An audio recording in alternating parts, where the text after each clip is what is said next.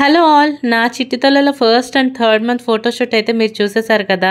First third చూసినప్పుడు second చూడకపోతే ఎలాగా, అందుకని ఈ వీడియో అప్లోడ్ చేయడం కొంచెం లేట్ అయింది, sorry. So second month photoshoot కోసం మేము యూస్ చేసిన థీమ్ వచ్చి ఇది, అండ్ కాటన్ శారీతో బ్యాక్గ్రౌండ్ సెట్ చేసేసాము. చార్ట్ యూస్ చేసి మా వారు క్లౌడ్స్ అండ్ స్టార్స్ ప్రిపేర్ చేసేసారు. అండ్ మస్లిన్ క్లాత్తో హాఫ్ మౌన్ పెట్టాము, అండ్ ఒక వైట్ టవల్ యూస్ చేసి 2 పెట్టామన్నమాట. మీ అందరికీ తెలుసు, నేను ఫస్ట్ నుంచి కూడా బేబీస్కి సంబంధించిన ఏ ఫోటోషూట్ అయినా ఇంట్లోనే ప్లాన్ చేస్తున్నాను. ఆల్రెడీ చెప్పాను, ఇది బడ్జెట్ ఫ్రెండ్లీ అండ్ పిల్లలకి కూడా చాలా సేఫ్ ఇంట్లో చేస్తే.